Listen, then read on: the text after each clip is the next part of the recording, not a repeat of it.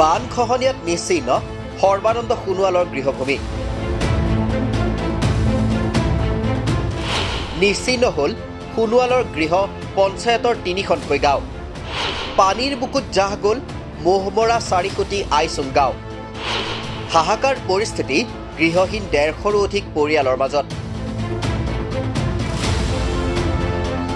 নিজ গৃহভূমিক সুৰক্ষা প্ৰদানত ব্যৰ্থ কেন্দ্ৰীয় মন্ত্ৰী সৰ্বানন্দ সোণোৱাল।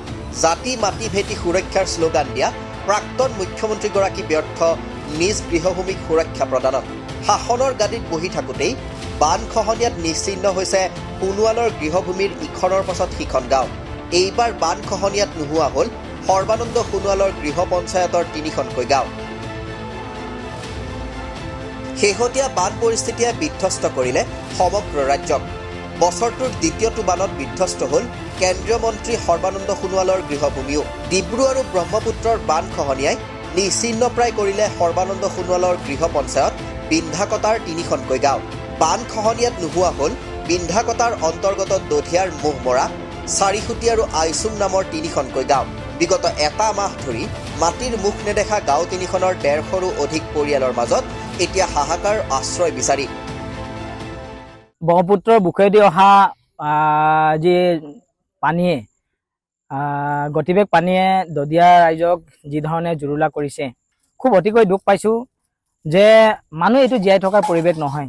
167 যিটো গৰা বিলীন হ'ল তাৰ এক উপযুক্তভাৱে উচিত ক্ষতিপূৰণ দিবৰ কাৰণে মই চৰকাৰক দাবী জনালোঁ আৰু মুখ্যমন্ত্ৰীক অনুৰোধ জনাব বিচাৰিছোঁ যে এই অঞ্চলৰে আটাইতকৈ এখন মানুহৰ জীৱনত জীয়াই থাকিবলৈ 2টা বস্তু লাগে, শিক্ষা আৰু আপোনাৰ বাসস্থান আৰু আপোনাৰ অনুষ্ঠান।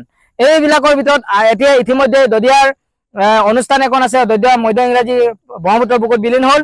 দদিয়া কলিগাঁও যি বুথ চেণ্টাৰ প্ৰাইমেৰী স্কুল সেইটো ব্ৰহ্মপুত্ৰ বুকুত বিলীন হ'ল। এই বিলীন হোৱাৰ পৰিৱৰ্তে এক উপযুক্ত স্থান ৰাইজক দি যাতে মহৎ উপকাৰ কৰে তাৰ প্ৰতি আপোনাক মই আহ্বান জনালোঁ। উল্লেখ্য যে 2016 চনত অসমৰ মুখ্যমন্ত্ৰী হৈছিল সৰ্বানন্দ সোণোৱাল। ইতিমধ্যে ৰাজ্যৰ বান গৰা খহনীয়া সমস্যা সমাধানৰ প্ৰতিশ্ৰুতি প্ৰদান কৰিছিল বিজেপিয়ে। 2016 চনত সৰ্বানন্দ সোণোৱালৰ নেতৃত্বত দিছপুৰৰ গাদী দখল কৰিলে বিজেপিয়ে, কিন্তু তাৰ কেইবা বছৰলৈও বান গৰা খহনীয়া ৰোধত সফল নহ'ল সৰ্বানন্দ সোণোৱাল নেতৃত্বাধীন অসমৰ বিজেপি চৰকাৰ। তাৰ এই পৰিণতিত সৰ্বানন্দ সোণোৱাল মুখ্যমন্ত্ৰী হৈ থাকোঁতেই নদীৰ বুকুত জাহ গ'ল গৃহভূমিৰ কেইবাখনো গাঁও।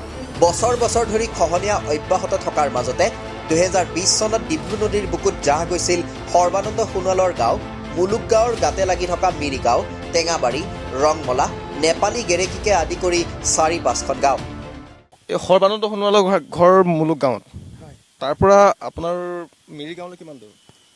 প্ৰায় 2 কিলোমিটাৰ হ'ব। 2 কিলোমিটাৰ। অঁ, তাৰপিছত মুলুক গাঁও মিৰি গাঁৱত কি হ'ল আপোনাক কথাটো কওকচোন।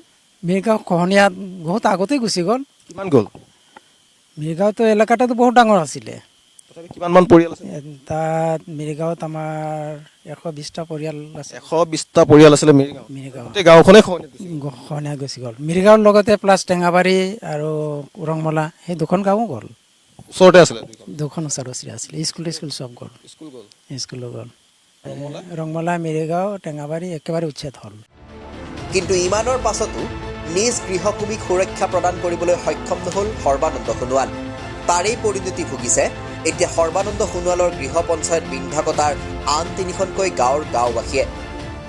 আপুনি দদিয়াবাসী ৰাইজৰ 908টা পৰিয়ালক এক উপযুক্ত স্থান দিয়ে যাতে এই উঠি অহা প্ৰজন্মৰ ভৱিষ্যত সুৰক্ষিত হোৱাৰ স্বাৰ্থত, এই 908টা পৰিয়ালৰ ভৱিষ্যত সুৰক্ষিতৰ স্বাৰ্থত এক উপযুক্ত স্থান দিয়ক। নহ'লে এদিন আপুনি দেখিবলৈ পাব যে ব্ৰহ্মপুত্ৰৰ বুকুৰে অহা যি এতিয়া 167 পৰিয়ালে যিটো বান মানে গৰা খহনীয়া কবলত বিলীন হ'ল, ঠিক তেনেধৰণে এদিন দদিয়াৰ 908টা পৰিয়ালে ব্ৰহ্মপুত্ৰৰ বুকুত বিলীন হোৱাটো আজিয়ে আপোনাক এক আগতীয়াকৈ আপোনাক ইনফৰমেশ্যন দিছোঁ। নিউজ ডেস্ক ৰিপৰ্ট, দি ক্ৰছ কাৰেণ্ট।